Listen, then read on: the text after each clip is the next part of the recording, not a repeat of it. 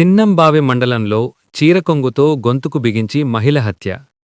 వనపర్తి జిల్లా చిన్నంబావి మండలంలో మహిళ హత్య కేసు ఛేదించిన పోలీసులు.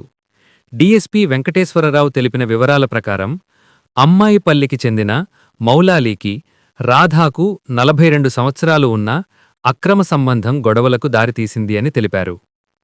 తనను పెళ్లి చేసుకోవాలని, చేసుకోపోతే కేసు పెడతానని రాధా బెదిరించడంతో మౌలాలి ఆమెను చీరకొంగుతో గొంతుకు బిగించి హత్య చేశాడు.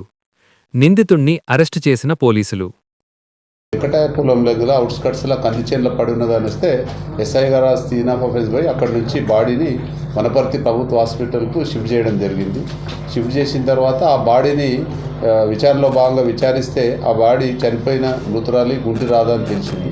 ఆ ఫ్యామిలీ మెంబర్స్కు పిలిపించి చూస్తే వాళ్ళు బాడీ ఐడెంటిఫై చేసిన తర్వాత ఆ బాడీ శవం యొక్క స్థితిని బట్టి అది పంచనామా కండక్ట్ చేసి పిఎంఈ కండక్ట్ చేసిన తర్వాత మృతురాలి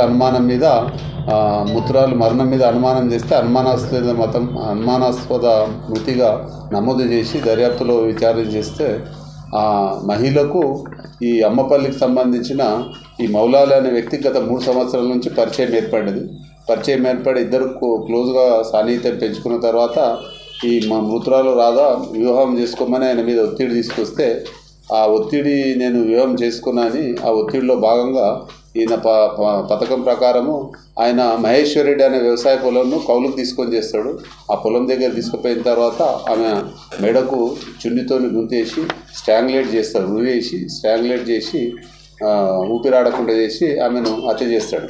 హత్య చేసిన తర్వాత నా మీదికి రావద్దని ఒక 500 మీటర్స్ పక్కకు వెంకటాచలంలో పోయి శవాన్ని అటు పడేసి నాకేం తెలియనట్టు మళ్ళీ అట్లనే ఉంటాడు. విచారించి ఈరోజు పట్టుకొచ్చి విచారిస్తే ఆయన తన నేరాన్ని ఒప్పుకున్నాడు.